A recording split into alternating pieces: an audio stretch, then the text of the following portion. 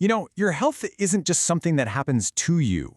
It's more like a story that gets written over your entire life, where every single chapter is shaped by the choices we make and the chances we take.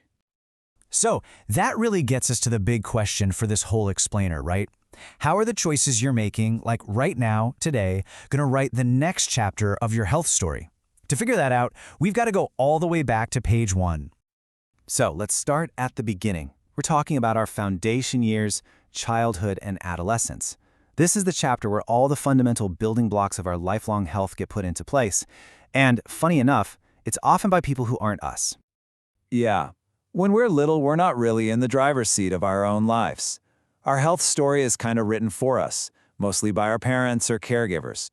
They're the ones making sure we get our shots, keeping us safe, and teaching us the basic habits that are going to follow us for years to come. And the research on this, it's absolutely crystal clear. If kids are around tobacco smoke, they're way more likely to get asthma. It's pretty straightforward. When parents keep an eye on their teens' activities, those same teens tend to eat healthier. And here's one that really hits home. Teenagers who eat dinner with a parent 5 or more times a week have dramatically lower rates of smoking, fighting, and other risky behaviors. Simple, but powerful. Okay, let's jump to the next phase. You can kind of think of this as the crossroads. This is the point where we finally take the pen into our own hands. And believe me, the habits we lock in during young and middle adulthood can totally set the course for the rest of our lives. All right, quick question for you. When do you think the risk of dying is higher? Is it during those, let's say, turbulent teenage years from 15 to 19, or is it during those emerging adult years from 20 to 24? I think most people would guess teenagers, but, well, the answer might actually surprise you. Take a look at this. The data shows this massive jump in mortality rates right after adolescence, and it's especially true for males. We leave our teenage years behind and bam, the risk shoots way up. That's not a typo. Emerging adults have more than double the mortality rate of adolescents. So, why? Well, it often boils down to a pretty simple formula. You get more independence, you get less parental oversight, and that can sometimes equal more behaviors that, aren't great for your health. And the choices made during this time, they have these incredibly long-lasting echoes. The Berkeley longitudinal study followed people for 40 years, and it found that a person's physical health at age 30 was a really strong predictor of their life satisfaction way down the road at age 70. All right, now for the third act of our story, what we'll call the endurance phase. And this isn't about decline, not at all. It's about learning to navigate the new challenges that come with aging and finding smart strategies to stay vital. So, a huge challenge in this phase is the rise of chronic disorders. These are things with a slow onset but a really long duration. Think arthritis or hypertension. And for adults over 65, cancer and cardiovascular disease become the leading causes of death.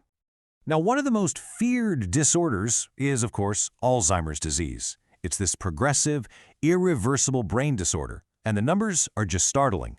By age 85, about 1/3 of all adults are affected by it. And just look at the visual difference here. It's so stark. On the left, you've got a healthy brain, and on the right, a brain that's been ravaged by Alzheimer's. You can literally see how the disease makes the brain shrink and break down as these proteins form plaques and tangles that just mess up its function. But this brings us to a really critical factor in navigating this endurance phase, our mindset. I know it might sound a little philosophical, but can a simple feeling of control actually change your physical health? Well, a pretty famous study decided to find out. So to test this, researchers Judith Rudin and Ellen Langer designed this fascinating experiment. They went into a nursing home and split residents into 2 groups. The first, the responsibility group, was encouraged to make their own choices: what to eat, when to have visitors, what movies to see, the whole thing. The other, the dependent group, was just told that the staff would lovingly take care of everything for them. The only real difference was that feeling of control. Okay, so 18 months later, the results were, well, they were stunning.